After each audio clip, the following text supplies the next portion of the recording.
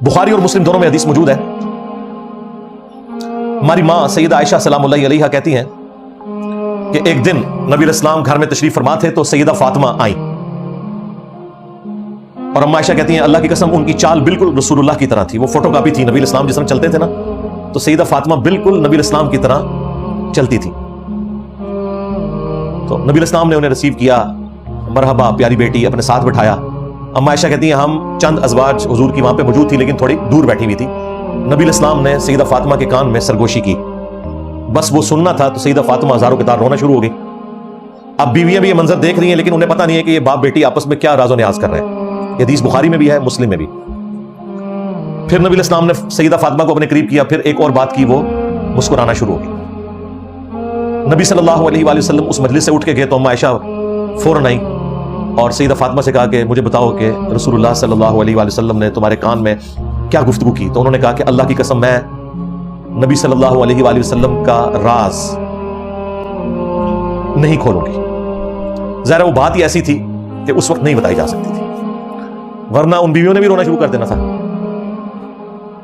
फिर सैयदा आयशा कहती हैं कि जब नबी सल्लल्लाहु अलैहि वसल्लम की वफात हो गई ना, उसके बाद एक दिन जब सैयदा फातिमा से मेरी मुलाकात हुई तो मैंने कहा कि जो मेरा हक है तुम पर कि मैं तुम्हारी मां लगती हूं रिश्ते में, मुझे बताओ कि नबी अलैहिस्सलाम ने उस वक्त तुम्हारे कान में क्या बात की थी। तो उन्होंने कहा अब मैं बता सकती हूं।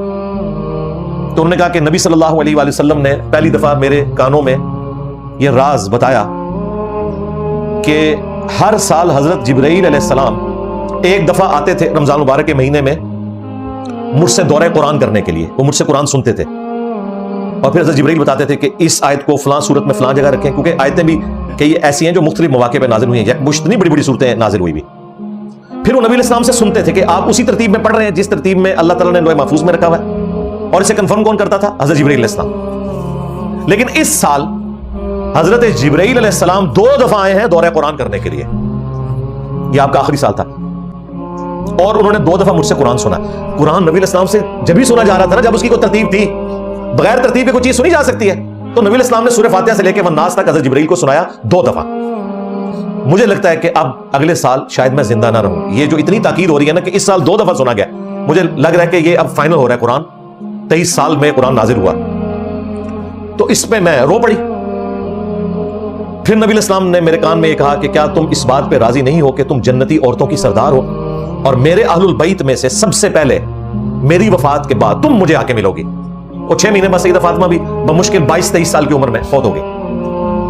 तो जब उन्हें यह तसल्ली हुई कि 6 महीने बाद मैं अल्लाह के नबी के पास पहुंच ही जाऊंगी, तो साथ ये भी खुशखबरी के जन्नती औरतों की सरदार, तो इस पे वो मुस्कुराई। ये हदीस बता रही है कि नबी सल्लल्लाहु अलैहि वसल्लम हजरत जिब्राईल के साथ दौरे कुरान करते थे और उसी सूरत में करते थे जब वो तरतीब में मौजूद था। इसी तरतीब से नबी अलैहिस्सलाम हुफाज को सिखाया करते थे।